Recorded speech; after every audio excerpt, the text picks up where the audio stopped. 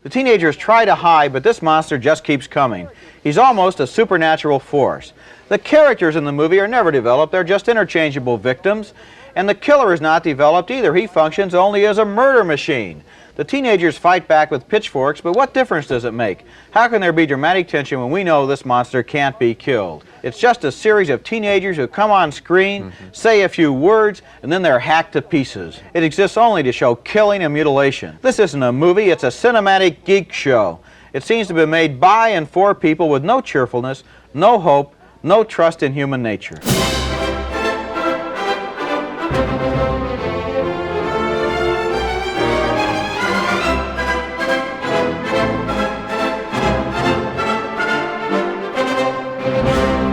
Hello, and welcome to another bonus episode of the Bargain Binge podcast. I'm sexual Tyrannosaurus and host Dylan, and with me is... Hello, I'm Evan, and I'm bad at improv. And also we have... we have friend of justice, friend of Jet Jaguar, Aaron. Yes, disgusting supporter of the vile and wretched Jet Jaguar, who has committed innumerable crimes against humanity. Yes, including, but not limited to, saving children from villains. Oh, suck my dick. Generally being awesome. Speaking of sucking my dick, so to open up the podcast here, I just want to air out a little bit of beef we got going on here.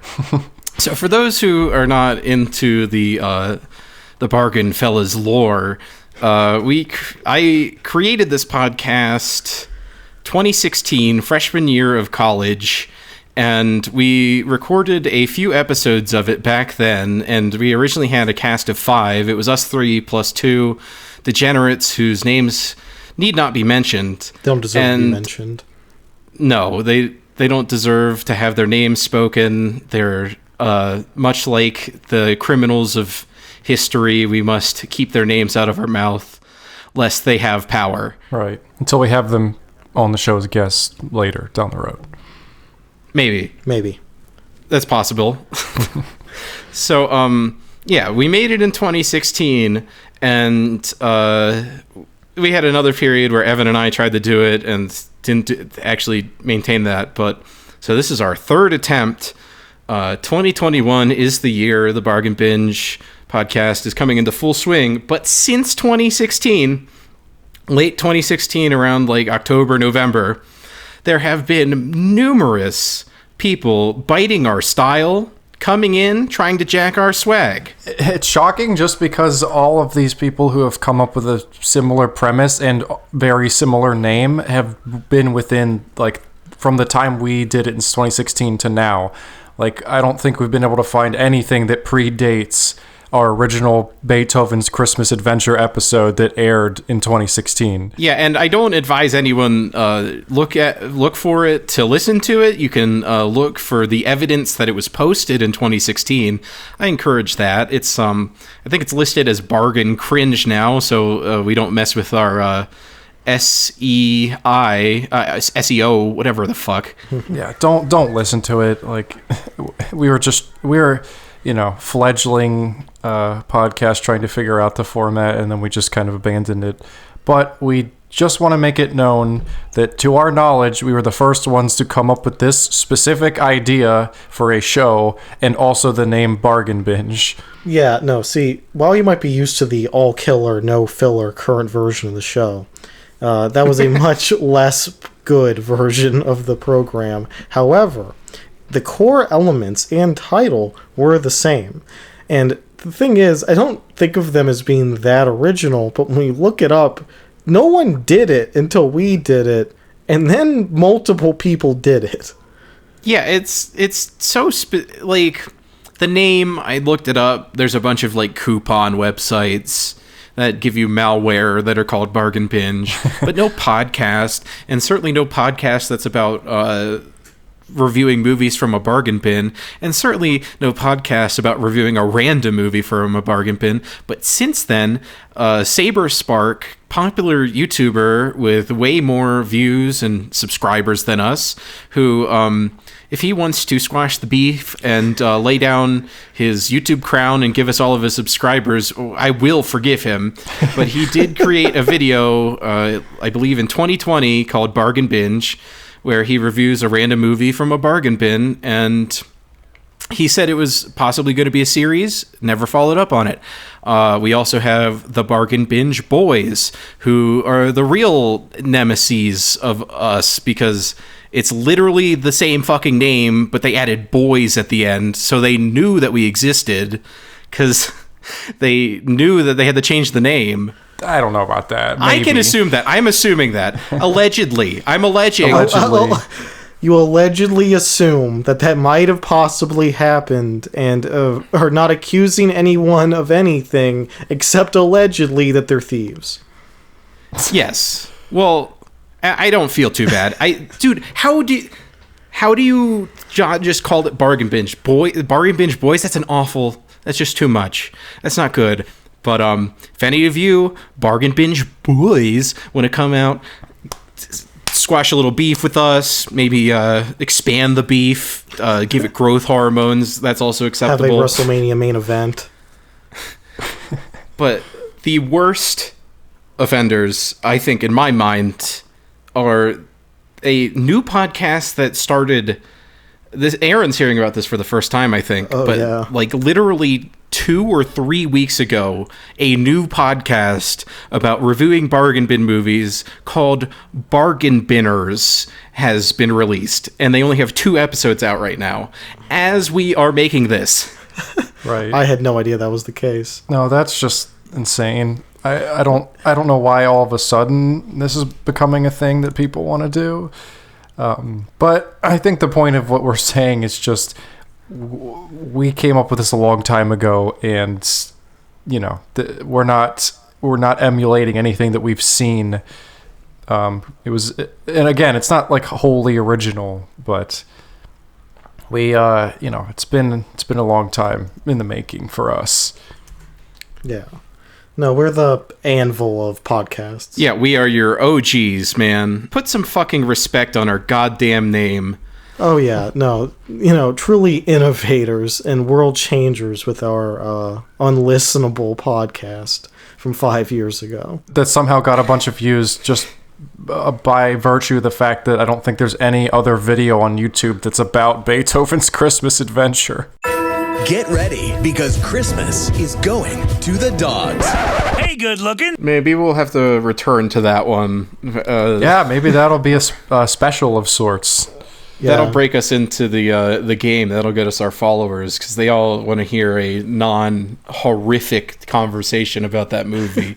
Beethoven's Christmas Adventure. Oh, boy. Own it on DVD today. But so moving on from the beef, and like I said, anyone that imitated us wants to come on the show, talk it out with us, there's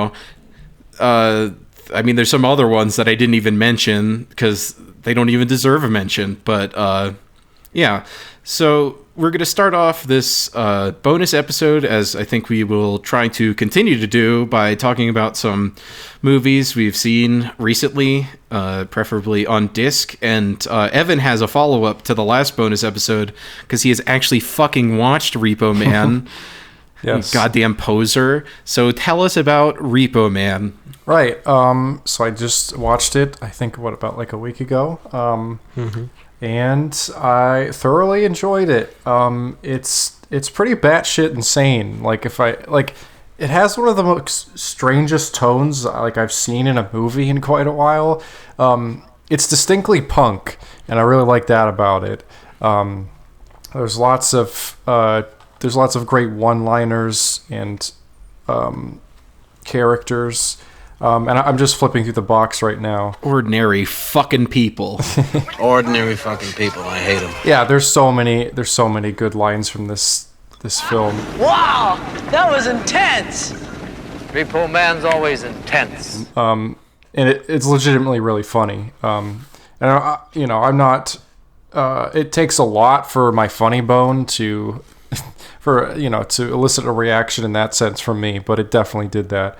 But yeah, the box art's absolutely beautiful. It just has these great illustrations of just, different scenes and different facets of the movie and characters. And it has this little flip booklet that's included that kind of just has lots of bonus content. It's got it's got a lot of insight to the making of the film, and there's like a little excerpt from the director, Alex Cox. And specifically, there's a page I'm looking at right now that's about this specific Criterion transfer, which is cool. Is it a 4K scan or a 2K? Yeah, I'll read a little excerpt from it. So Repo Man is presented in the director's preferred aspect ratio of 1.78 to 1. On standard 4:3 televisions, the image will appear letterboxed. On widescreen televisions, the image should fill the screen. That's interesting. That means it was released long enough ago that they still had to acknowledge people with standard definition televisions. Yeah, exactly. And it says it's approved by director Alex Cox. This new digital transfer was created in 2K resolution, so it's unfortunately not a 4K, but it still looks that's good, pretty damn good. All the I mean, as long as it's higher than HD and they have something to like crunch down, it usually looks like really tight. Like I a bunch of the Criterions that I just got are like 2K scans, and they look phenomenal. They always do a great job. Anything else? Thousands of instances of dirt, debris, scratches, splices, and wraps were manually removed during using MTI's DRS, while Image Systems Phoenix was used for small dirt, grain, noise reduction, flicker, and jitter. So yeah, they kind of cleaned it up. That's really cool. Soundtrack was remastered. So this is just a really lovely purchase. I got it half off from Criterion for their big sale, as I think Aaron mentioned. He got that Godzilla box set. It was a whim because I'd never seen it before, but I was wholeheartedly recommended, had it recommended by a lot of people who I trust. So I was very, very pleased with that purchase in the movie. It was a lot of fun. I don't know. Aaron watched it with me. I don't know if you have anything to say about it. It's good to have like a really good transfer of that movie because I really enjoy its cinematographer, who also shot Paris, Texas. Yeah, he uses a lot of like fluorescent lighting and stuff in a way that I think looks really good. He's That's one of another my great Criterion transfer. Yeah. No, he's one of my preferred like low budget cinematographers. I mean, he's done other stuff, but like he's able to pull a lot from stuff that looks like it was not made for a lot. So he's I'm glad that his work was able to be shown in this level of quality and cleaned up so that it can, look how it was supposed to look when it was shot. It's shot wonderfully. Like it looks great. You can really tell like his visual style is super distinct. It's nice and gritty. Well, Aaron, keep the ball rolling and tell us about your movie spotlight of the week, sir. Oh, yes. You see, last week I talked about my Godzilla box set I got through the Criterion Collection. And like I said then, still gorgeous, still a beautifully put together box set, still weirdly shaped and hard to put on a shelf. But I actually decided to watch a film from that collection. Criterions are for putting on your shelf and pretending to be artsy, Aaron. Yeah, no, Get a fucking grip. They are used only to pick up girls when you throw little parties at your apartment, and you can go, girls. Hey, look at the collection I have over there of Criterion. Then that gets them every single Coochie, time. Please. The C on the Criterion cover actually stands for Coochie. Yeah, and it's always in high def. Now, I watched Godzilla vs. Megalon. Zootopia will strike back. For today, the Earthmen now will have to take their own medicine. That's right. For I will unleash Megalon to protect our land our underwater world. Which is considered to be one of the lesser movies in the Godzilla pantheon, but I do think it's super fun. It's so goofy and stupid, and it just, like, ever since I was a kid, I've always loved the last, 20 minutes of the movie when it just becomes a straight pro wrestling tag team match with, everything that would entail, including Godzilla running down during a 2-on-1 beatdown to even the odds. Yeah, no, it's just a very fun, goofy movie. It's flawed. A lot of actions don't make sense. It's edited. Certain scenes are edited in a way where you can't really tell what's going on. But I had a lot of fun rewatching it. It was also wild to look at it because I realized that I had not seen that film since I rented a VHS from the library when I was a child. Wow, that's a really big upgrade. Oh, yeah. No, that film did not look how I remembered at all. Moving it up to a 1080p Blu-ray really changed that movie's aesthetic for me in my head. It's very fun. A pretty good, transfer. It's not the best I've ever seen, but it's good. And well, yeah. Those are just from the Toho's remasters from earlier in the 2010s that never hit America. Mm-hmm. Yeah, there have been better looking remasters, not of Godzilla films, but but since that release. But it's still good to see these in a higher quality. Yeah, and they don't do a lot of color correcting, which is, it's a choice, and I can kind of appreciate that it kind of maintains a film kind of look to it and isn't super cleaned up. Mm-hmm. No, I can respect that.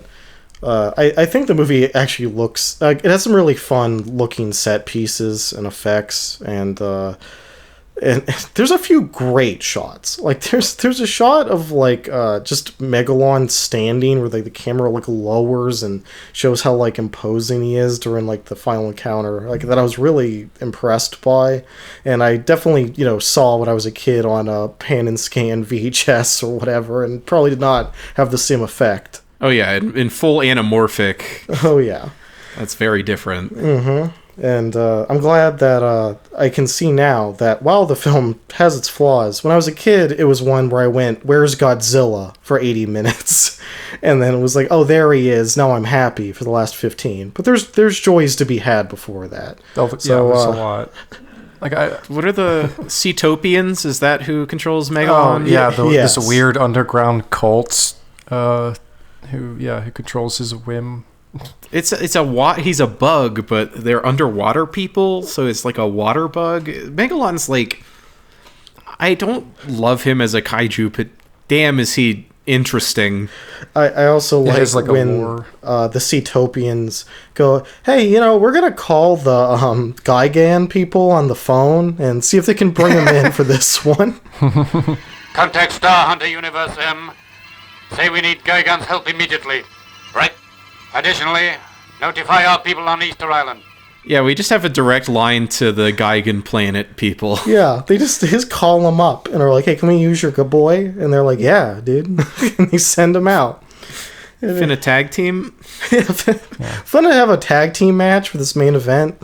I also really just enjoyed the human elements of that one more so than I was anticipating to, because usually they're not always amazing, but just this the scientist dad and his little kid and his friend who created Jet Jaguar, and it has a lot of just fun James Bond-esque gadgetry that I had a really good time with. Yeah, I don't remember the details of the plot. That chain of movies, a few is very pulling from James Bond. Yeah, I really enjoyed that aspect of it. It was just very, very fun. Yeah. I get that one confused with versus Mechagodzilla, I think, because they both have tag teams and similar human plots. That final battle, the tag teams, is absolutely amazing. And I always just want to say it's the Jet Jaguar movie, even though he's not in the title. Well, yeah, it was originally intended to be a Jet Jaguar movie at some point in development, because it was originally like they had like a contest to like for kids to turn in a design or something, and like the version of Jet Jaguar that's used looks nothing like the drawing of him. Good. Like they just kind of went, oh, what if he was Ultraman? Yeah, what if he was a Power Ranger or something? But yeah, but Well, it was so historically at the time, Godzilla was kind of waning in popularity because Ultraman was so big, and he was on free television. So Toho put out that monster making thing in hopes that they could nab some new character that would be as popular with everyone as Ultraman, and so they just basically made Ultraman. yeah, yeah. They took a design a kid made and merged it with Ultraman to make the most like popular thing in their minds possible, and then they chickened out at the last minute and went, no, we got to put Godzilla in this and make him the title character. Nobody wants to see this guy. Yeah, I agree. Yeah. Anyway, Hey, I want to see Jet Jaguar. so fuck you. He's coming back. He's in the new Godzilla anime that's coming out soon. Yeah, I am interested to see that, but I don't have very high hopes at all. I believe it's 2D animated. Besides the kaijus, I've seen some stuff that pulls it off, like the SSS Gridman adaptation that Studio Trigger made. That does the 2D people and CG monsters thing. Actually comes off really well. I really like that show, based on the Tokakatsu show from the 90s. Okay. Cool. Well, so I was going to talk about, I'll just briefly mention this Dread 4K that I picked up. Oh, hell yeah. Ooh. I went on the Best Buy app, and I check every week for the pre-orders just to see what's coming. And I saw the Steelbook edition of this was being released, and I was like, oh, hell yeah. I immediately put in the pre-order because we chat a lot on Lionsgate in the Escape Plane episode, but they do a pretty damn good job with their 4Ks.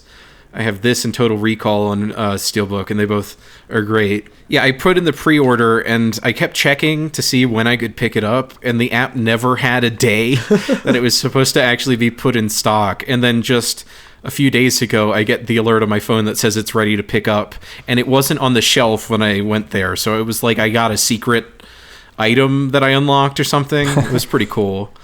It's not, I don't know if it's the ideal movie to watch in 4K because there's some like digital sets that kind of stick out in a weird way, but like the slow-mo sequences have really nice saturation, which is what you want.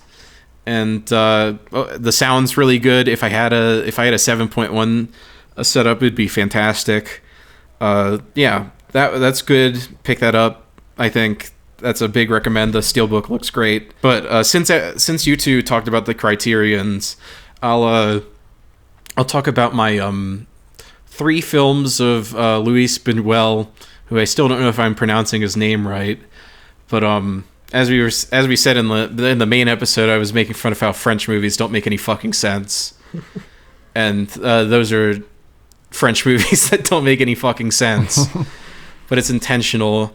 In film school, we watched Un Chien Andalou. I'm probably butchering that too, though. As everyone knows, the woman getting her eye slit with a razor. Oh, right. Film, and that's like one of my favorite films, short or not. And that was a collaboration with Buñuel and Dali. So I was very interested to check out these movies. So the first one is The Discreet Charm of the Bourgeoisie, and I really like that one.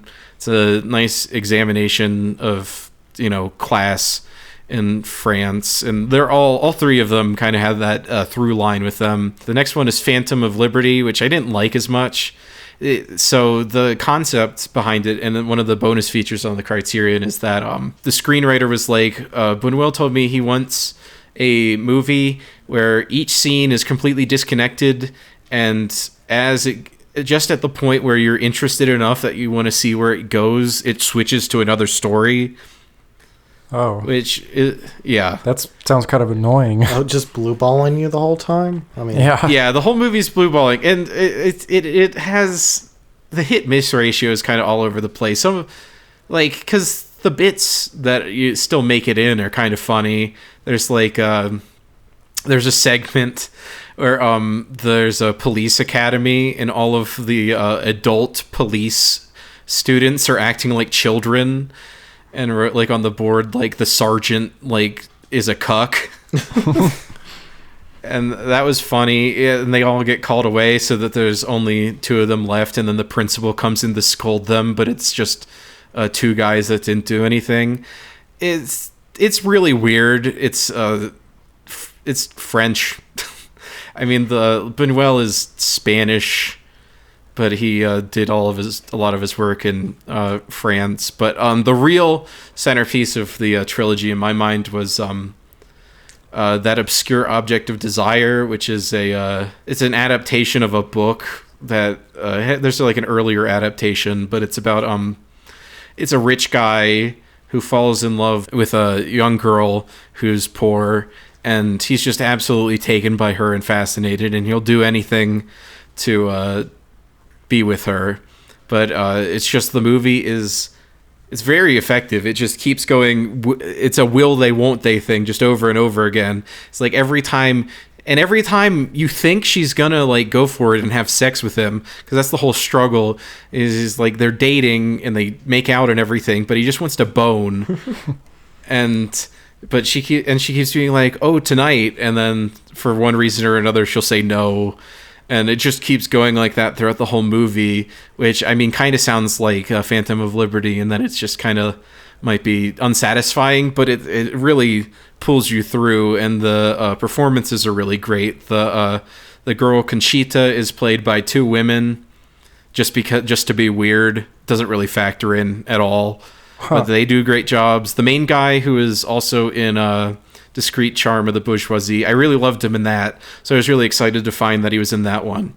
I just really heavily recommend to check out that Obscure Object of Desire. It has the weird French je ne sais quoi, but it's also a very compelling story, and then Discreet Charm of the Bourgeoisie is also a good watch. So that's my report on those. Okay. I would like to tie this back very quickly to Dread. You see, many years ago, the PlayStation Store was selling Dread for like an incredibly low amount of money for the new UHD whatever version.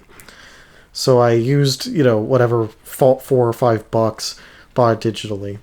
And have been using, that's like the only film I ever bought with that storefront. And the only thing I want to mention it for is that they are closing down the ability to buy movies on PlayStation now. Oh, okay. I didn't know that. Why was that ever an option, really? Yeah, I mean, who used that?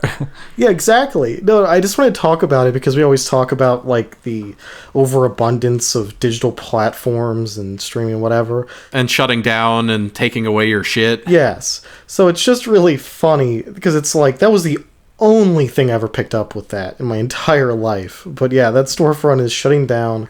Apparently, PlayStation is trying to make it so that you get to keep your stuff. Yeah, wait, I was gonna say, how do you just lose the things you paid for? That's BS. Yeah, they just do that. That's it. When you buy something, you have to hit the accept terms and conditions, right? And that's all in the fine details. Of course, it is. Apple and other companies like that have just taken stuff from people. PlayStation says they're going to try to keep it so that if you bought something, it's still there, but everyone kind of eventually dumps that. But it does make you wonder, like, because people might not remember this, but like, I don't know, 6 or 7 years ago, I think around the time the PS4 came out, PlayStation tried to get into content creation for streaming. If you had PlayStation Plus, there was a TV show adaptation of the comic book Powers you could watch, only if you had PlayStation Plus. And Xbox was making a Halo show to exist for the same reason that never came out. And now it's going to be on Paramount Plus. Yeah. Now it's going to a different service that'll die. But yeah, it's just kind of interesting because, 6 or 7 years ago, everyone tries to get on the content creation game, even though, there's no reason for PlayStation to sell you movies. They have Vudu app on the service. They have Amazon Prime on the PlayStation. You don't need it.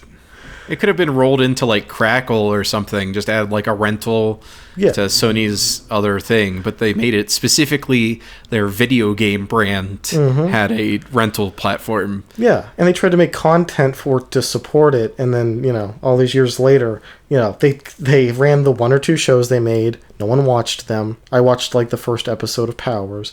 Got canceled, and then the service just kind of floated on for years and years, and then now it's just gained the axe because they realized that thing was never going to make money, and they might as well cut their losses now before they lose more just keeping this on their storefront. All those years I spent looking at it and being like, should I check this out? And no, the answer was always no. The answer was no. A tale as old as time. Companies thinking they need a streaming platform and then closing inevitably when it doesn't work out. A tale as old as time. A corporation needs a dime. Shitty streaming platforms. Movies you don't want to watch. Suck my dick streaming. Okay. Very good. So let's transfer into the main segment after I go piss. Just keep recording. Okay. Hello, Just audience. keep that recording going. You can warm each other up or something. Okay, so it's gone. Right. Dylan. And you're here. My least favorite member of the group. Oh, So, well, that's funny you say that because okay. you're my least favorite member of the group. Dude, wait. We have that in common with each other? Oh, yeah, I guess so. Oh, wow. Do you want to, be friends and not just operate this podcast together to make money in the future? Yeah, maybe we could do that. Hey, what wanna- if instead of hating each other, we hated Dylan and kicked him off of the podcast? Wow, that's a great idea.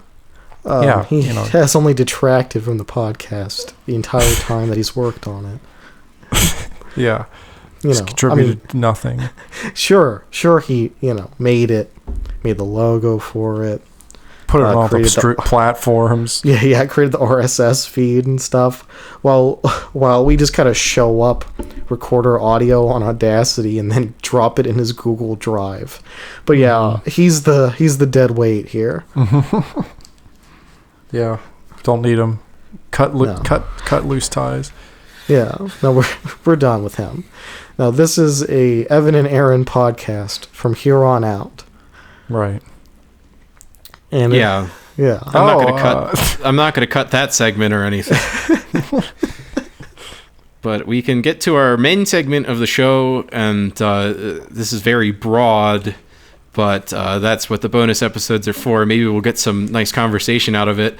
We are talking about horror. We just watched the Jack in the Box. We just recorded that episode recently, so that got me thinking, what is it that we like about horror, and what draws us to it as fans and filmmakers?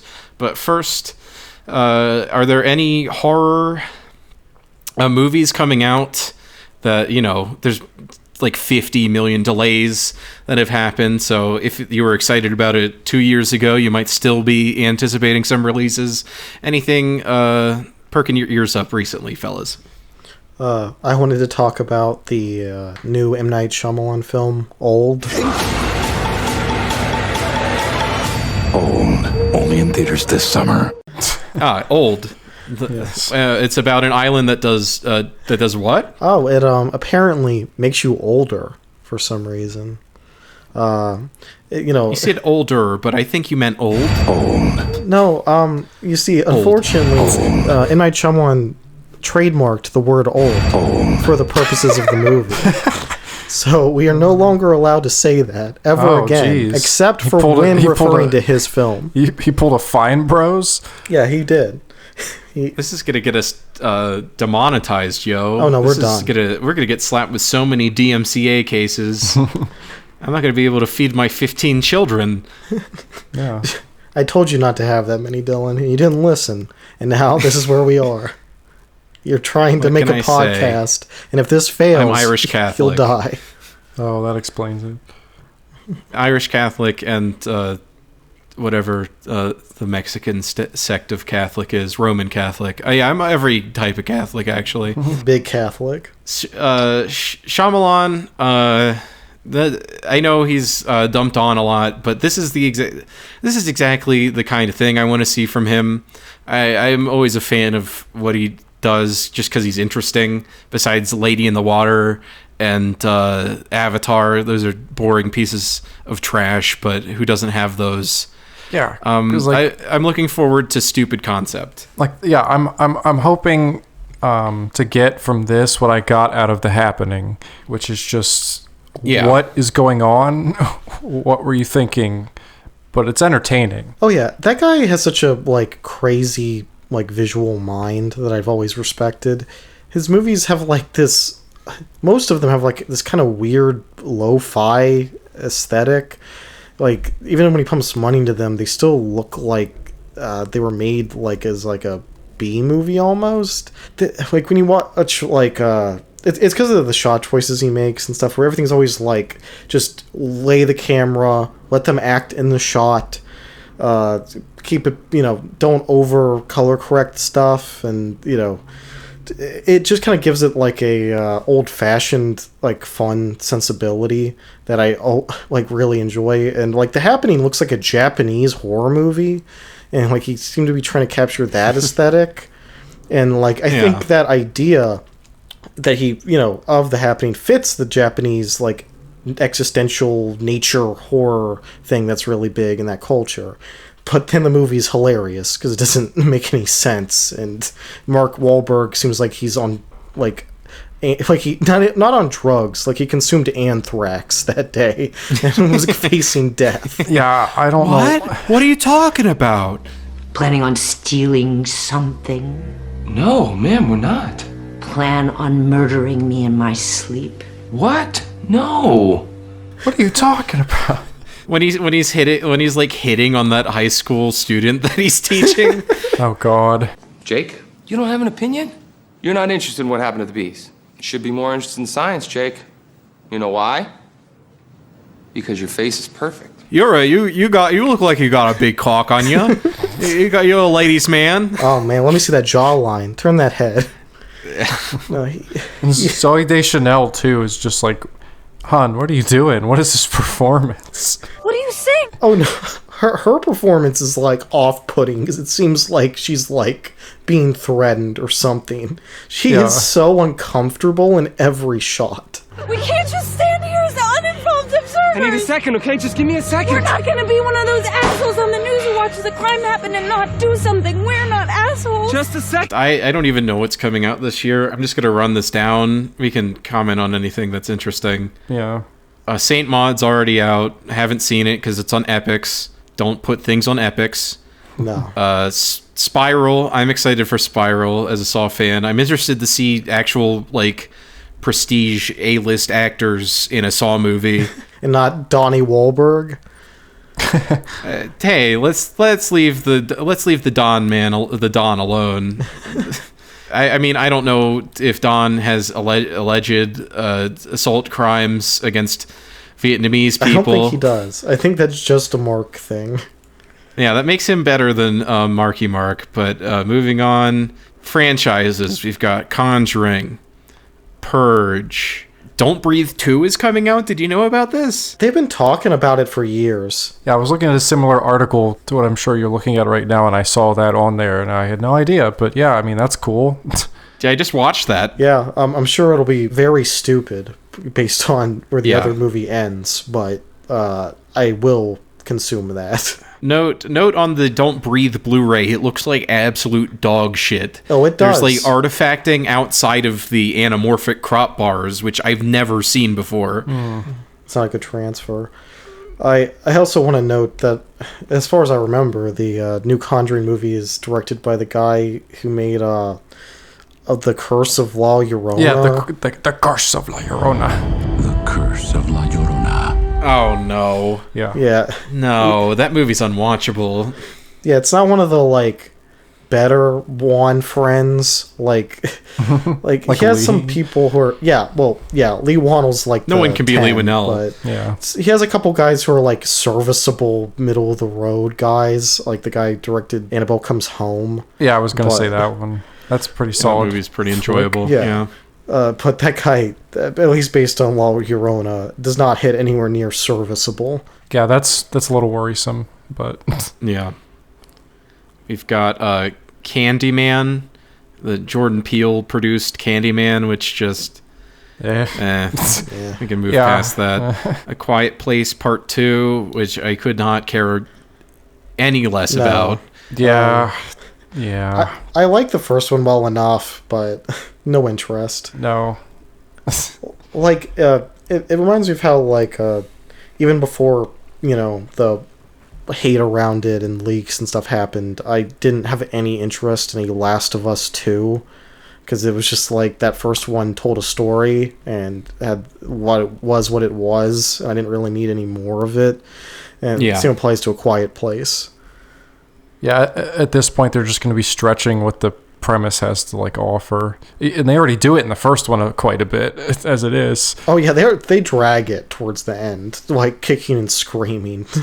So, like a sequel, I don't know what they're going to do with that premise. Okay, so then next on this list is Dark Harvest, slated for September 24th, from the director of Black Mirror Bandersnatch. No. All right, moving on. Yeah. It's well, what the hell? Do you know what Dark Harvest is? It says it's a adaptation, a novel. That's gonna suck. We can move past that. I just want to note for posterity that Bandersnatch is a 0 out of 10 piece of media. I'm sorry. It's awful. Not a movie. Get it off the letterboxd. And then we have it's a FMV game. Halloween Kills. I'm interested to see what happens with that. I'm also like worried. Because the first one is lame as shit. Well, yeah, the first one rides a really thin line between just being like okay and bad. Yeah, it never hits good. No. Yeah. So I don't know. Maybe if they kind of take it in a different direction than the first one and omit a lot of the cringe humor. Well, the concept for this one and what they've been saying in press releases is this is going to be like what Halloween 4 was originally going to be when Carpenter was still attached to it as like a writer. It's going to be about like the town's reaction to the killings and like the paranoia that's building. Yeah, and that's interesting. That's interesting. Yeah. Yeah, so, yeah, maybe it could be all right. I'll certainly watch it. I'm holding out for it. Halloween is my favorite franchise. I guess all those guys do is make alternate versions of Halloween 4, because the first one is just Halloween 4 again. Except it doesn't acknowledge that in the timeline or any of the movies other than the first one, right? Yeah, it treats Halloween 2 and 4 like they don't deserve to exist. Yeah, it deletes 2, which nothing has ever done. The H2O and Resurrection timeline also had 2 in it, where Laurie was still his sister. Yeah, because there's like no reason to delete it. Mm-hmm. But then they completely ditched that. Yeah, because it's cringe that something happened in the second movie. Yeah. I fucking hate. It pisses me off because like the way that it was all talked about is like those movies are embarrassing. We're gonna make a prestige movie, and then it was way lamer than Halloween 4. Than a lot of the sequels. Like 2 is very good. 1 through 4 are all and 4, really good movies. I quite like 4. Yeah, no, and Halloween 3 is obviously a insane masterpiece. So yeah. Shout out to Tommy Lee Wallace. And then next on the list, this is probably one you wanted to bring up, Evan, is Last Night in Soho. Oh yeah, that was one of them. I'm really excited to see Edgar Wright tackle the genre because he is really just adept at the whole action comedy buddy cop thing. And I think he's just really good at the craft. And he's one of my favorite directors working today. So I'm very excited. And that movie's just been, I guess, everything's been being pushed back. But like this one's also, it's just like, oh, it has a release date. Oh, nope, I don't think so. Yeah, Edgar Wright has enough pull that he was able to be like, we're holding off until theaters can open, which is respectable, yes. I guess. Yeah, like I understand, but I'm also frustrated because like I just want to see it. Yeah, and it has Anya Taylor-Joy, which is... That's always a plus. There's Edgar Wright, which is enough to make me watch a movie, and there's Anya Taylor-Joy, which is most of the time enough to make me watch a movie. I mean, I watch Playmobil. That's true. Damn, 100% pure simp. A god and a goddess are coming to the screen there. And then we got Antlers, which was originally supposed to come out that never before came the out? pandemic. It was supposed to come out. Oh yeah, it still hasn't and then come it got out. pushed back twice. I thought and then it got pushed back to a pandemic date, and now it got pushed back to now, and then it got pushed back 5 times during the pandemic. I thought that was one of those movies that just quietly came out and flopped, and everyone just didn't have an opinion about it. So I just didn't hear about it, but I didn't know it just got pushed back forever. Still not out. Yeah, and because that was one that got swept up in the Disney acquiring Fox. Oh yeah. Where some of them they rushed the edit and made the edit worse, Ready or Not, but some of them just got swept up, and that one seemed like it was complete too. I have no idea. Guillermo del Toro is a producer. He has the worst luck. Even just his name is just I tossed some money toward this. I have a producer credit. Every single thing he touches is fucking cursed. Yeah, here's a note to filmmakers. If Guillermo del Toro wants to look at your movie before it comes out, don't let him. Run. Just run away. Just fucking run. Because if he sees it, it'll be canceled or delayed or not make any money. Yeah, or be a huge flop or something. Oh, I feel bad for the guy. He's such a kind soul. Oh yeah, but just don't let him come to your screenings. It's unfortunate, but it's what it is. You gotta leave the dog outside sometimes when he shits when he gets in your house. This then goes into stuff that's pushed all the way back to 2022, and we'll just forget about that. And just one last one I wanted to notice that's on this Cinema Blend listicle is apparently Netflix is releasing a trilogy of movies that are adaptations of R.L. Stine's tween books, Fear Street. I've never even heard of that. Had contact with those. I was pure goosebumps with R.L. Stine. Yeah, that was one I always saw on the shelf, and it's oh, that's the guy that writes Goosebumps, but I never read it. I was never really interested. I collect Goosebumps. I mean, I might just check those out because I like R.L. Stine as a figure. Yeah, he's cool. In fiction. He's a cool guy. Yeah. It's how every time even though I know it would mean nothing to me at my current age, whenever I walk past something that Dave Pilkey wrote, I'm like, oh, that's probably pretty good. Yeah. Yeah, he's a Dave Pilkey kind of those people that can just keep pumping out stuff, and I'll never be upset to see that they're working. I mean, the other things that you omitted are probably not worth mentioning because they're A, far off, and B, who cares? But I am pretty excited for Scream 5. Because don't care. Get it out of my face. It's not directed by Wes Craven. Just end the fucking franchise. I don't want to see it. I agree that it's sad that obviously Wes Craven doesn't have a hand in it, but I'm hopeful because I really like the two guys who are directing it, who are the I guess I don't think they're brothers. I think they're just friends, but co-directors of Ready or Not because I really like Ready or Not. If anyone can do it, I think they could do it, but it's leave anything well the fuck enough alone. Yeah, how many franchises do you have where every single one is directed by the same guy and it's all in one after the other in the same timeline? You're right. I guess I'm just saying if they were gonna do it, which we all know they were gonna do it, at least it's something. At least it's people who I have some respect for and are hopeful to see if they can make a good product. Yeah. I mean, yeah, they were always going to bring back Scream because Scream did save the slasher movie in the 90s, late 90s, when they were all either the worst films you'd ever seen or flopping or both. And Scream was, it's pretty good. It's a really fun movie, and it was meta enough that people would go, oh, I'm smarter than horror movies. This movie gets me. And beyond that element of it, it's super fun. So I really like watching those, and I'm a big Wes Craven guy. But yeah, it is unfortunate that those are such a personal vision thing for him, and now the franchise is going to continue without him. Well, it already. Yeah, and I mean, there's already the TV show. Yeah, I was going to mention there's a trashy TV show that there he had is, nothing but that doesn't to do count. with. That's a spin-off. I don't count. TV's a completely separate thing. I mean, there's a Friday the 13th show that literally has nothing to do with Jason, and a Nightmare on Elm Street show where he just hosts bits. Yeah, so obviously we have a lot of opinions on horror movies. So I guess this is the main segment of the show. I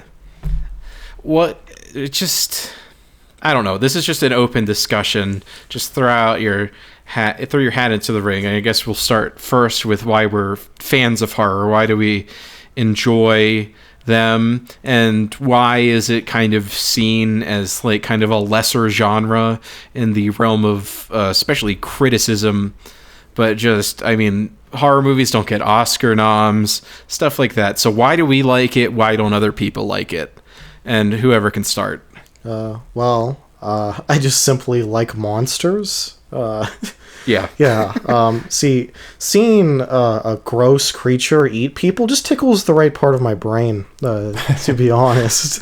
Ever since I was a kid, I just gravitated towards stuff on TV where, like Power Rangers and stuff like that, where even though that's not horror, it's like, oh yeah, there's a giant monster that's going to eat everybody, and it has a weird design and has to crawl around on its weird fins and then fight people.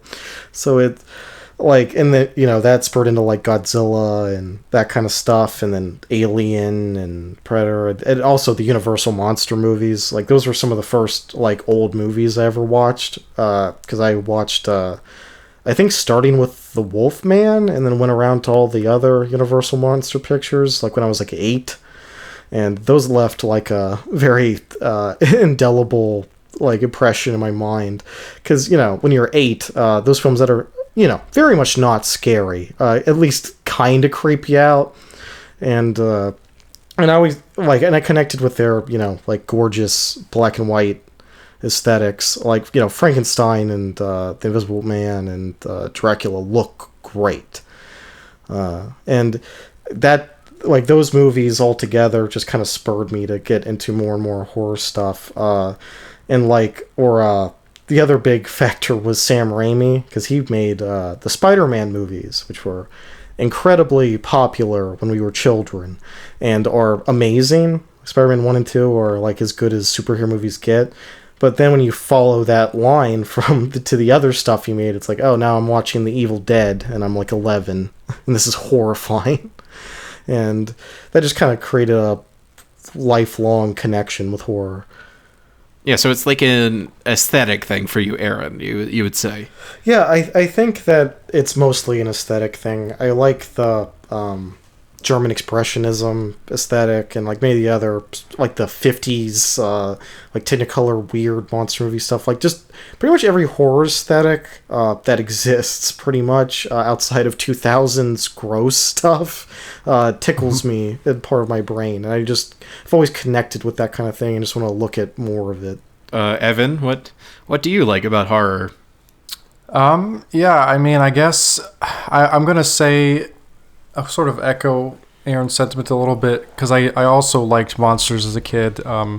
Growing up, Scooby-Doo was one of my favorite things in the world, and obviously it's not horror, but you always love seeing the different monsters. Gothic. That's horror. No, it is. Yeah, okay, then yeah, we can call it horror. I just really always loved seeing the different creatures and monsters and all that kind of stuff, the ghouls. And I also loved Halloween just as a holiday and a tradition from as long as I can remember. So that was also just kind of there from the start. And to be frank, I didn't heavily start watching horror and getting deep diving into the genre until semi recently, 4 or 5 years ago. Because of who? Because of you guys. Yeah. Mm-hmm. And we made you a better person. Yeah. No, you did. You were slime, and now you're something. We took out the bad brain in your Frankenstein head and put in the good brain, the non-criminal mind. Yeah, I've been changed for the better. But yeah, I just love horror because I just think it's fun, and especially to make. I mean, I guess that's such a slightly different topic, but yeah, it's I don't know. For me, it's like I think it elicits a response from me the best out of any other genre, because it's like, you know, when you see a good kill, you're like, holy shit, that's wild, that's awesome. Or I mean, for some people, obviously they'll, you know, bury your face in your boyfriend's jacket or, you know, whatever. But and your girlfriend's milk jug, gigantic breasts. Whoa. Evan wouldn't know anything about that. I'm scared. Wow. Anyway, yeah, and you could just fit your entire body between. You're like a seatbelt sitting between. That's not the analogy I wanted. Continue, Evan. Yeah, specifically, I love horror comedy. I love deriving comedy and laughs from like otherwise like disgusting or like shocking situations. So that's kind of one of my favorite like subgenres. And I would also say I love the aesthetic because you know, it's nice. I don't know, I lost my train of thought. Okay, yeah. To piggyback off the reaction part that you mentioned there, is I think that's really what got me, and I think the other elements might have followed after, because I started out. It was my girlfriend at the time in high school that I think is probably who I can contribute to, unfortunately. No need to open old wounds, but she showed me a lot of horror movies because that's what she was into. But a lot of what she showed me, I would say, is fucking terrible. And it was like, you know, 2000s, late 90s, like dog shit. But at the same time, she also showed me the first Halloween, which I think is really, I mean, that's super fucking boilerplate generic response. But Halloween, John Carpenter's Halloween, is what really, I think, jumped me into it. And then my mom just happened to, her coworker lent her like the entire Halloween franchise on VHS and DVD.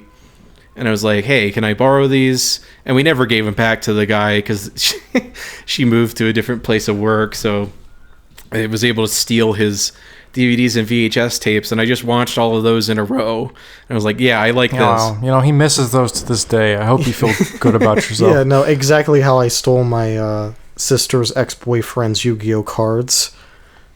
Oh, yeah. Good. It's just the whole genre is basically linked to this very carny and hokey notion that it's there to shock you and scare you.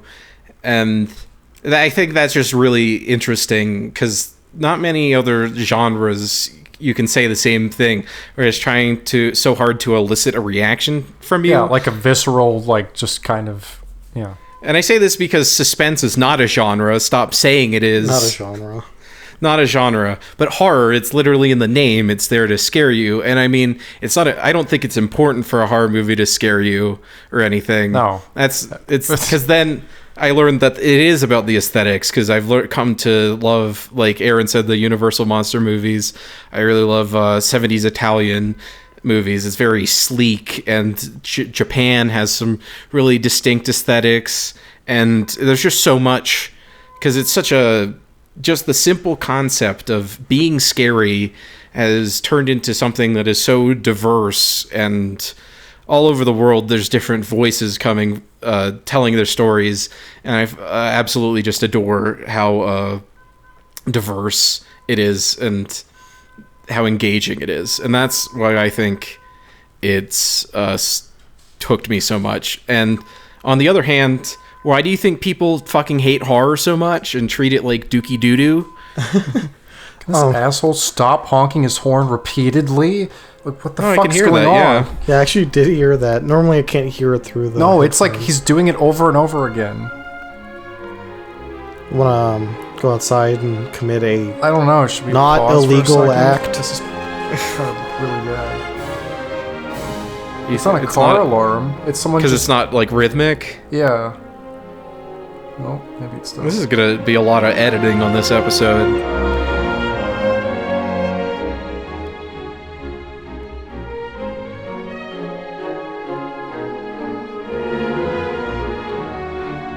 So, yeah.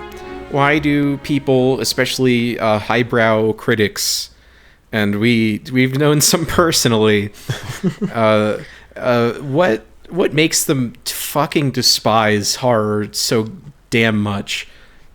It's a good question, but I think it really narrows down to just the fact that they perceive it as like taboo for some reason. Yeah. You know, I guess, just because of its racy, in their minds, their racy nature, where it's like, oh, yeah, the gore and the blood, and oh my god, it's heinous. Yeah, but it's like, why? Why do you think that? Like, what? Just because it has those things, why is it automatically like of lesser quality? Well, and I see it as like a hypocritical thing, because like those same people would be like, just because it's in the canon now, and they're like, oh, Texas Chainsaw Massacre is a masterpiece, and John Carpenter's Halloween is a masterpiece, and The Thing is a masterpiece, even if like the critical response to those things was not at all the same at that time. Yeah, so people hated The Thing. Yeah, it had like Siskel and Ebert like just destroyed it, and it had like, I think it still has like a really low Rotten Tomatoes score or something. It's insane. Oh yeah.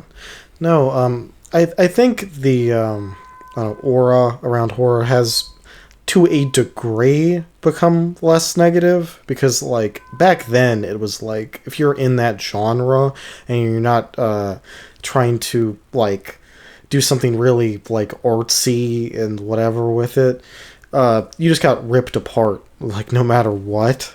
While there are more critics out there now who can, appreciate like a slasher movie or whatever, but there's still like a pretty significant layer of just like, this doesn't have true artistic value. I guess because of the fact that it's just supposed to create like immediate reactions, and it isn't supposed, like, I mean, of course there are horror movies that do this, but it, like, horror in general is not just designed for like, this, like deep emotional impacts. Yeah, this movie made me cry or whatever. Yeah, there are plenty of horror films that can do that, because it's a very diverse genre, like you were talking about, Dylan, but it's just, the general idea behind a horror movie is just immediate reactions and aesthetic, the ability to look at the aesthetic and like feel the nature of the era of horror movies. Like they're more distinct in terms of aesthetic than like almost anything else. A 70s drama, like the straight drama, and 80s straight drama don't look that different, but a 1973 horror movie and like a 1988 horror movie have like nothing in common. Yeah, they look entirely different.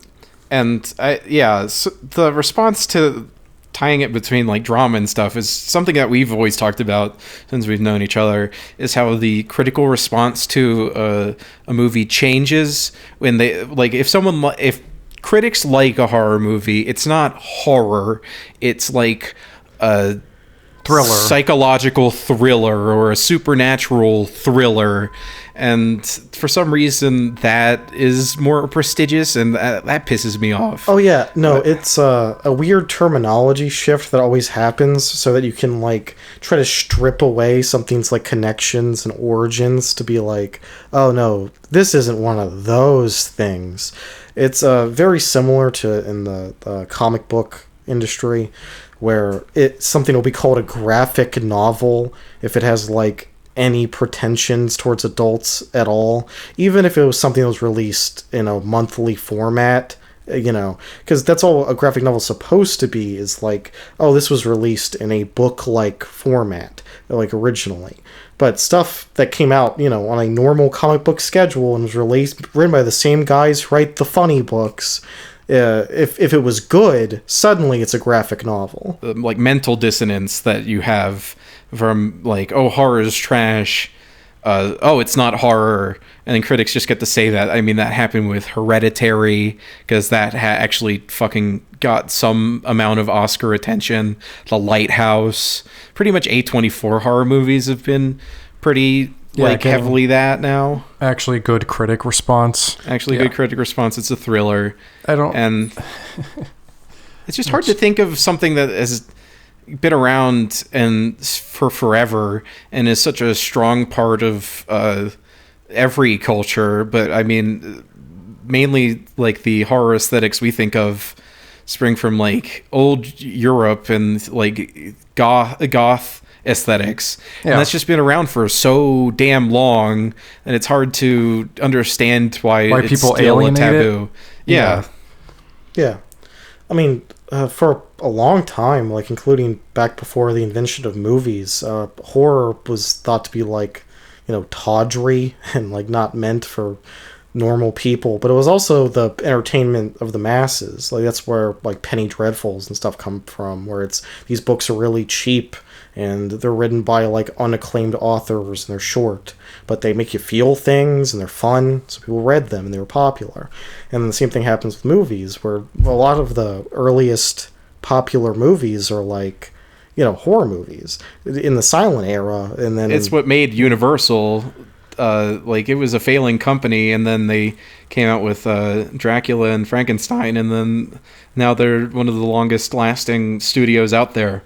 Yeah, and they're still riding the wave of horror super significantly with their deals with like Blumhouse and stuff. Oh yeah, Blumhouse. It's insane. Well, do you think that like some of it is because it is for the people and critics like hold themselves above the commoners? Yeah, I think that is probably an aspect of it. Yeah, I feel like that is an aspect. Yeah, tend to believe that their opinion is somehow like, more intellectual than that of just the everyday moviegoer. Which, to be fair, they're probably more informed, but that doesn't necessarily mean people liking things are stupid, Yeah. Yes. But I think it can't just be that, because, like Marvel movies get like a 97% on Rotten Tomatoes and stuff. Even that is true. Not very good. Those are big, just popcorn munching, general masses movies. I think it's like at least like a lot of it is the combination of it being like a popular art form and something you can make cheaply and with like not a lot of people. So like on both, it's a common art on both ends, because the filmmakers don't have to have a crew of 2,000 people and all that stuff.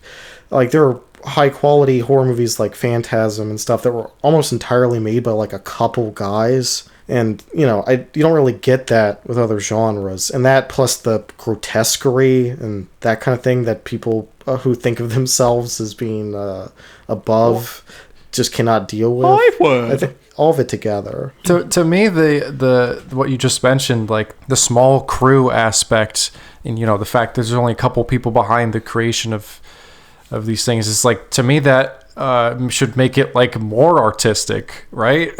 Because if you have so many goddamn people working on a film, at what point does it just become kind of like, like the vision is lost and it's muddled because there's so many different hands working on it? Yeah, no, and you're right. And they actually do treat movies like that if it's a French art movie about lesbianism or whatever. Like, I think it's a combination of the elements that just makes it so that people react poorly. Yeah, not that there's anything wrong with those things. Oh no, there's nothing. I didn't mean it like that. No, I just great movies. Clarifying. Like yeah. Well, this is where we're talking about making it, and I mean, we personally have all worked on some capacity in some small productions, and that's what horror allows, like you just said. So, like, what makes making horror so fun? Just starting from writing process all the way to editing and release. Well, I primarily shoot things and occasionally write things, and I, with both elements of that, horror's really entertaining because, like, as I mentioned, I really like the aesthetic aura of horror, and being able to apply that through my own work of, lighting and setting the camera and stuff, and working with the director to pick out, imagery that we want to have for the movie and all that. Like, being able to try to capture that, like, that feeling and tone for an audience. Because, like, I guess it all comes back to the most fun things to make are things that are built to cause a reaction. And horror is very reactive. So it's like when you're writing a scene in horror, you're trying to create a, like, shock or discomfort or something very direct. And same applies when you're shooting it. And you don't quite get the same thing for most genres. Like, if you're making a drama, like, you might be trying to evoke a sadness or something like that. But it's not, like, it's not as direct. Like, one of my favorite moments in working in video is we made a stupid movie about a toy who comes to life and tries to kidnap people. And I watched that with a bunch of other people who I did not know on a big screen. And there's a scene where the toy just jumps out of the box. And there was a kid behind me who jumped, like, fully startled jumped from seeing that. And just that reaction, like, meant, like, a lot. And I don't think you get that as much when you create something that's like a prestige drama or, things of that nature. Right. Yeah, no, the audience reaction is just such a gratifying thing to see. That's why you do it as a filmmaker, really. And I guess I could mention, we're saying that not a lot of other genres can do that. I would say, like, if you make a successful comedy film and people laugh, that's kind of similar. Yeah, that's the thing, is that horror and comedy, in a way, are, like, the most directly linked. Oh, yeah. Because they have similar tension that you need to build. And distinct reactions, And unless there's a specific category for comedy doesn't win shit either. Oh, yeah. Right. Yeah. Well, yeah, because the Golden Globes, like, breaks it down into, like, comedy/musical or whatever. Yeah. Comedy and horror, they're the most fun to make, the most fun to watch. And no, that would be my main take, like, my main point about making both of those, but I guess, we're specifically talking about horror. So yeah, it's just that it's exciting. It's exciting to watch, and it's exciting to make because you're getting to create these scenarios in which you've imagined in your head, how the audience is going to react. And in the moment when you're making it, you almost kind of react the same way, even if you know what's going to happen, but it's like you're excited to, like, see that be fleshed out and see that come to life.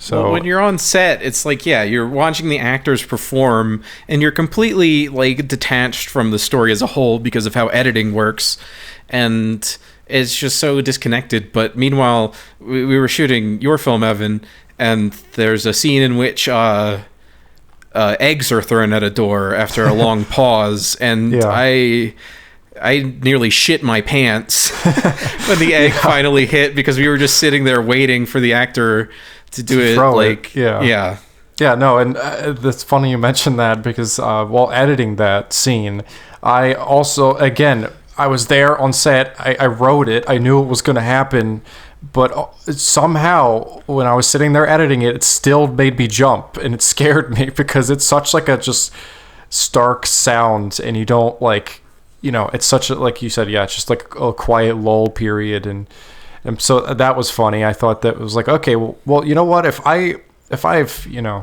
already know what's going to happen, and I'm still, there's still being a response elicited from me, then hopefully other people, when they watch it for the first time, will get that same thing. It just boils down to being fun.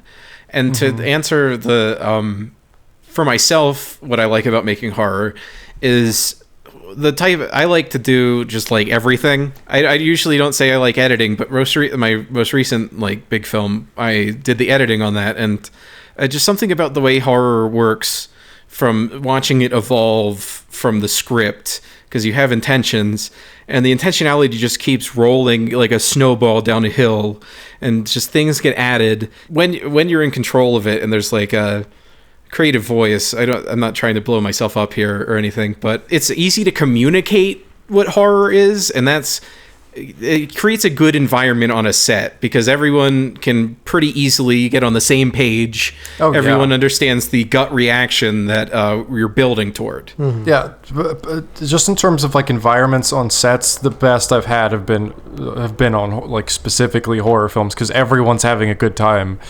Obviously there's exceptions, but for the most part, it's like, yeah, you're all on the same page. Everyone's enjoying when you get to throw a bucket of blood on an actor's face, and the actor too, obviously. Yeah. I think they enjoy that too, because it's like, I don't know, it's something about it. Oh yeah, it's just. I think really it's fun. to the heart of like filmmaking because like on that the movie you made, I'm in it briefly and it's fun to it was cold, it was windy, and I had fluid poured all over me, and I still was having a really good time because I could picture in my head what the scene is. I could see the intention of it. It's supposed to kind of make you laugh, and then it goes the other way, and spoiler for I die horrifically, and it's very funny, but and the woman gets splattered with my brain juice, and it's just it's so even though all those things have to be filmed very separately, and you're throwing a cup of blood into a woman's face from off screen and all that stuff, you always know where it's going and what it's supposed to feel like, and you don't really get that with other things as strongly. Well, with unlike other genres, is if you're making a good horror movie, chances are you have a very strong image in your head of the cuts, the beats, and I think that's part of the reason why everyone's on the same page, because it's more universal. You don't hear of so many horror movies being saved in the edit because it's such a visual genre that you kind of have to come in knowing a good amount of what you're doing if you're pulling it off well at all. But another thing about the camaraderie is is how low budget you can make a horror movie. And we just watched the Jack in the Box, and that was what we estimate a $1 billion movie. Yeah. And everyone is also joining together in the sheer pain of pinching every penny to get your movie done. Yeah, and I'm sure the people who made that had a great time making it. Messing around with the clown prosthetics and the props and all that kind of stuff. It's just another thing that I think is really, or at least for me, a draw is just the set pieces in horror. They kind of stand out from a lot of other genres, and so your gags, as they call them, with blood, gore, all that kind of stuff, monster makeup, whatever you want to say, and it's really fun, especially on a lower budget, trying to find creative solutions to how are we gonna make it look like this person's head exploded or whatever. Yeah. I mean, you can say the kid in a wheelchair who has his head hacked open by a machete. Horror fans are going to know what you're talking about. Yeah. Machete lodged in his head, he falls all the way down the stairs. Friday the 13th Part 2 is a disheartening and depressing movie. This movie is made by people who hate movie audiences. And that leads into another thing about horror that's great is the fan base. It's one of the most dedicated groups of people that you're ever going to meet. It's up there with I don't even know what to compare it to. It's I mean, like a cult. It's a cult audience. There's not much to compare it to, in terms of just in terms of just movie genres. Death metal, maybe extreme genres of music, and horror has connections to that. There's pro wrestling, and there's not much else like it. Everyone knows that's Fifth Jason, that's Halloween 4 Michael, and the love that the audience has for the filmmakers and the actors in it isn't something that you see very often either. No.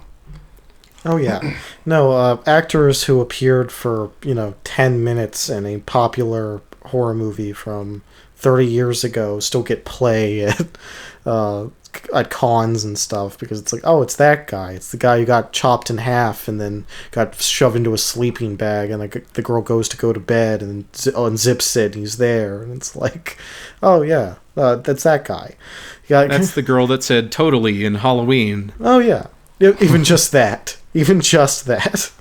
Anything you could, like, every small part. Like, and that's shown in Best Worst Movie, when the dentist who plays the dad goes to cons and has a cardboard cutout of the movie in his dental office.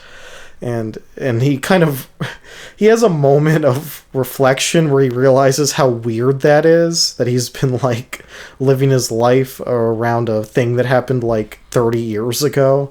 But then there's also like a fun, the energy of those places is so fun, and it's like you kind of want to be a part of it. Yeah, that's one of the best movies ever. If the audience hasn't seen it, a Best Worst Movie, and it's really impressive, and it's directed by the kid from Troll 2.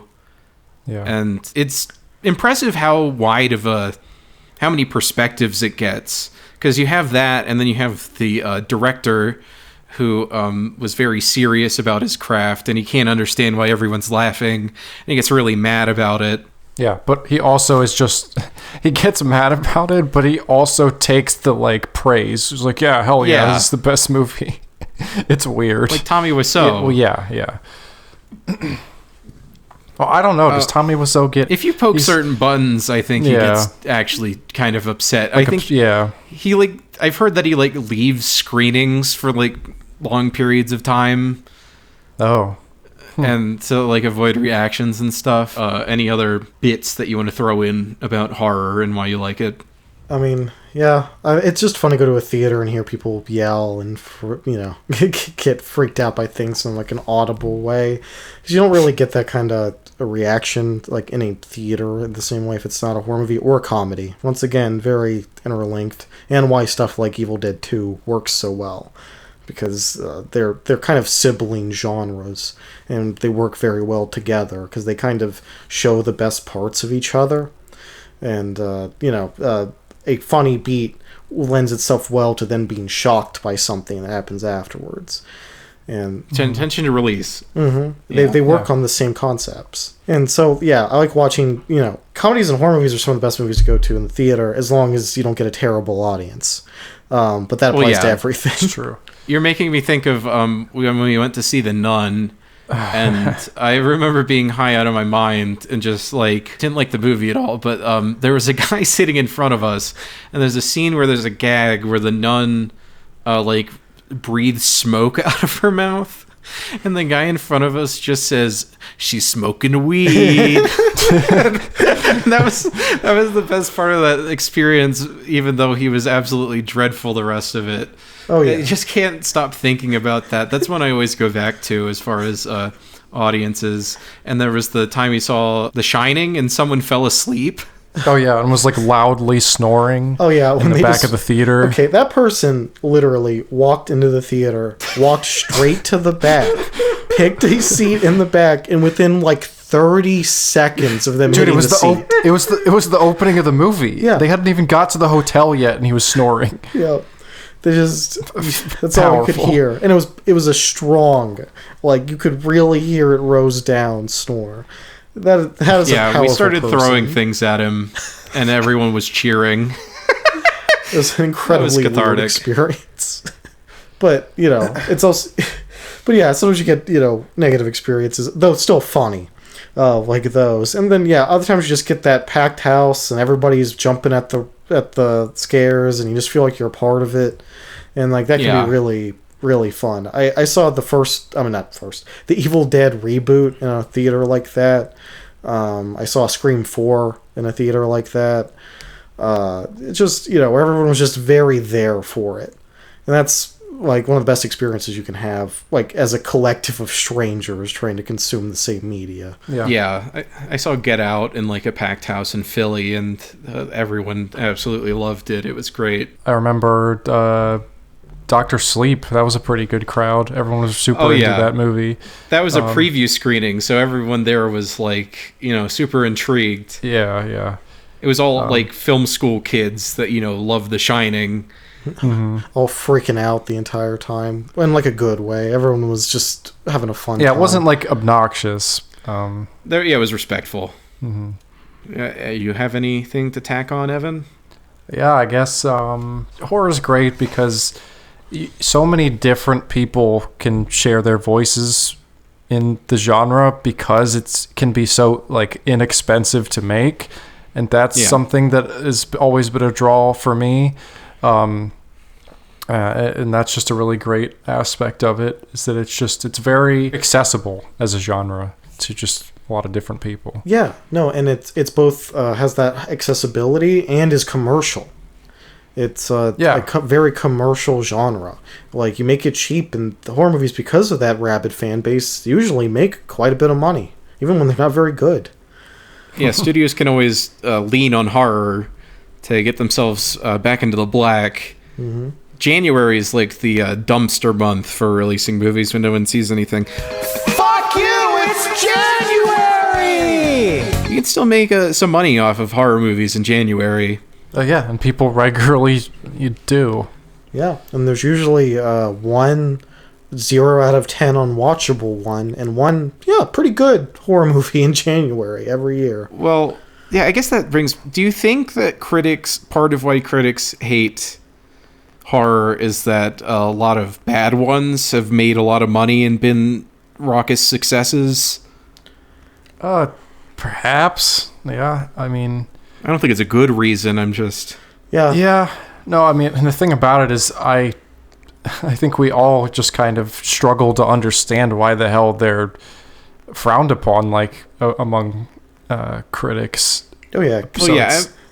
We've gone through a lot of reasoning here, but the thing that keeps happening with pretty much all of it is like, well, there's this reasoning, but they like these things with that, and so on. But I think it's just a weird combination of elements that's just in like the history of the genre and all that. It just all comes together. That's a neat little button on the end of that. And just for fun, we'll say, who is your favorite horror director? Someone who's not even necessarily they only make horror, they mostly make horror. Who do you think does horror well? I'm just going to go for my favorite in general director and say Sam Raimi. I love The Evil Dead. They're like the best horror movies ever made. Pretty much. Evil Dead 2 is like an untouched masterpiece to this day. And yes. And like, and the thing about Sam Raimi that I appreciate, and why I can, even though he doesn't have 1,000 horror movies in his repertoire, is that his regular movies, or whatever you want to call them, his other movies, all have horror elements in them. You watch Spider-Man 2. Yeah, you watch Spider-Man 2, and Doc Ock just horrifically murders like 15 doctors in a room in like a crazy, frenetic, violent sequence in the middle of the movie that I will admit scared me when I was 8. I had to like hide behind the couch during that scene when I was a kid, because Spider-Man 2 is like my favorite movie, and that scene always had me running. Oh yeah. No, it's scary, and it's like fit into a movie that isn't like that otherwise. And you always feel his like spirit for that, his like energy and love of that genre, no matter what he's making, except for that baseball movie. That's boring, but it happens to everyone. Yeah, I need to watch his Western. I recently saw like some GIFs of some Raimi ass shots from that movie. There's some super fun stuff in there. All right, Evan. Yeah, gosh, it's honestly really hard to pick one, so I just list a couple.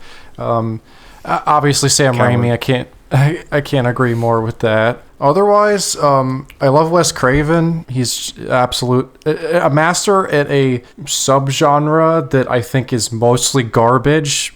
Like the whole meta, like fourth wall break horror stuff is usually just bad. And he, pretty much created it, and he's just the best at it. Was the best. Rest in peace. And I love Scream.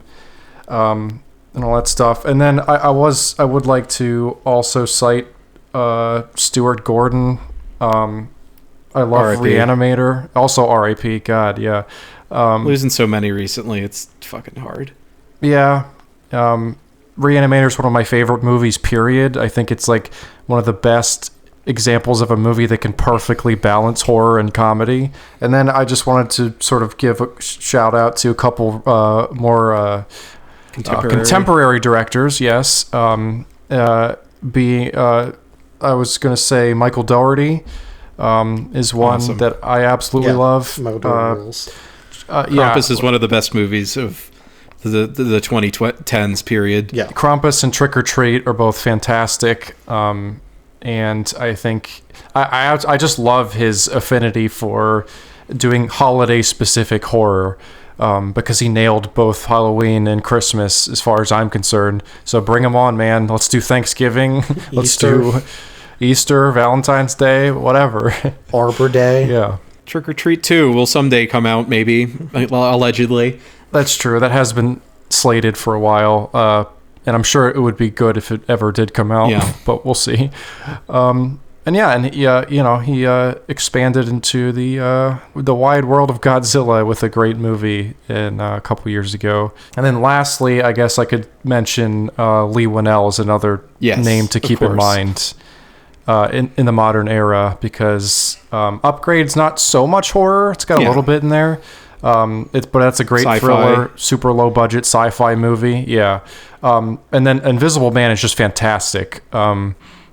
Absolutely blown away by the quality of that movie and how bona fide instant classic. Yeah, and how he builds tension. And I just think he's like, I'm shocked that he just didn't start this sooner, start directing movies, because he's pretty good at it.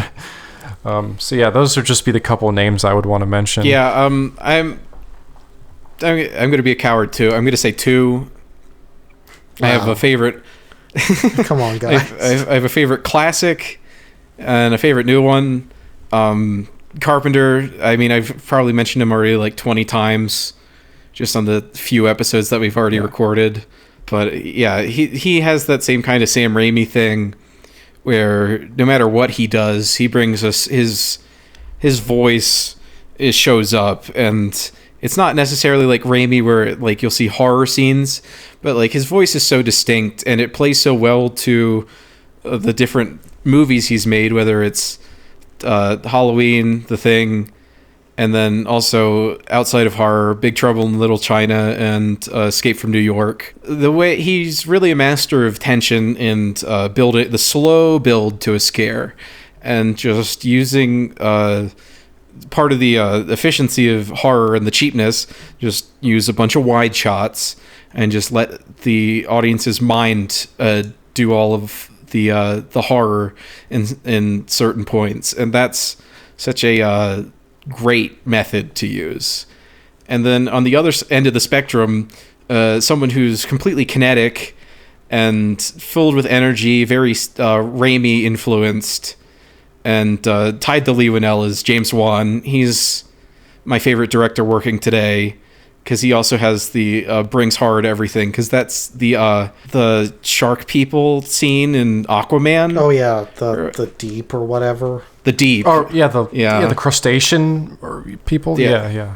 Just straight up a horror scene. That scene's and it's awesome. And just like Sam Raimi, he started with like a little project he made with his friends, and then that became a big franchise. And now Hollywood lets him do whatever the hell he wants, which is just like the most aspirational figure out there in my mind, because Fast and Furious 7, it's undeniably a James Wan movie. Aquaman is undeniably a James Wan movie, and I'm always excited to see his stuff. Aquaman is also the fourth Star Wars prequel. In spirit. In spirit, yes. Yeah, Aquaman is just the best, man. It's great. No, it's awesome. And anyone who like says otherwise has a stick up their ass. This is true. It's fun. It's just fun. It's got your 70s like sci-fi aesthetics. It's got a fun like Indiana Jones kind of adventure. It's got terrible music drops. The needle drops are some of the worst I've ever Some seen. of the third worst music choices in a film. But, you know, it's all good. Flying Over Africa, a remix of Africa by Pitbull.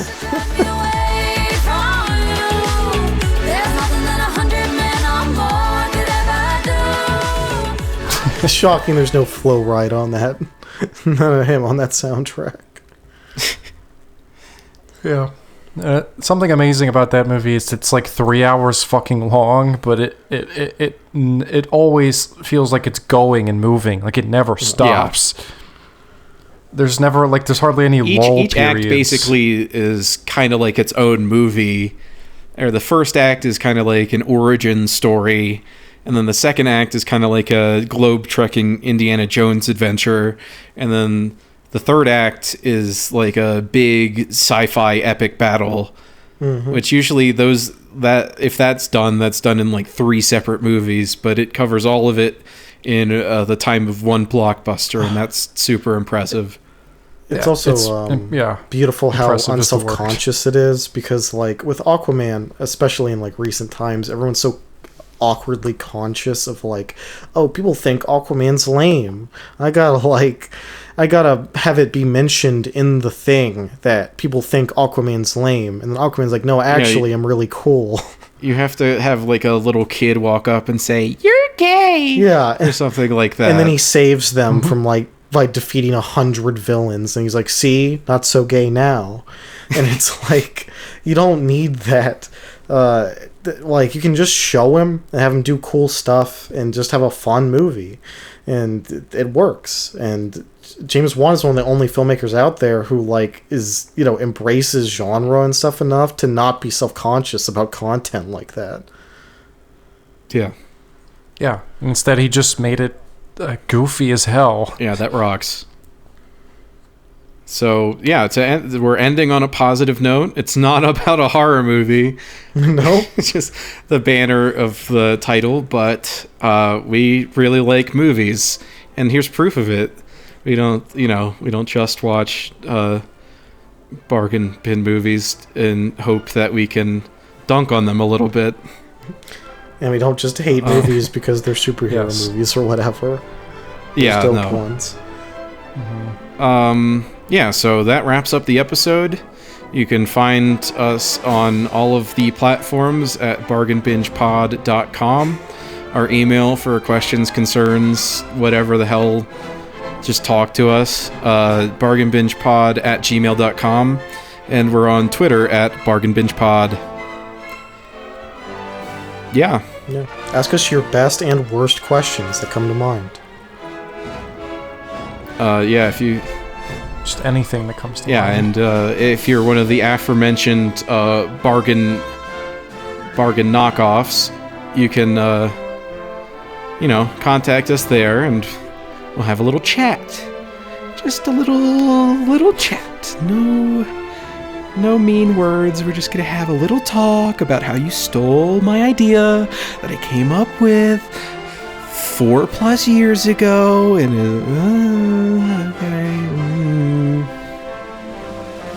okay. Before I anurize, we'll close this out, and we'll see you. Oh, actually, I had an idea. We'll before we close out, we'll play the clip of us pulling the next movie for next week. Whatever. All right, let's see what we got. No whammies. Anna. Luc Besson's Anna. Okay. A film 2 people saw in theaters. Yes. John Wick ripoff. And so that's it from the Bargain Binge podcast to you and yours. Have a great week. We'll see you next time. See you, fellas. Adios. Oh, Donnie Wahlberg has a very different crime. What? In 1991, Wahlberg was charged with first-degree arson for setting fire at the historic Seelbach Hotel in Louisville, Kentucky. Okay. Yeah, I guess he got fucked up drunk at like a party and he just dumped a whole bottle of vodka on a hallway carpet and then lit it.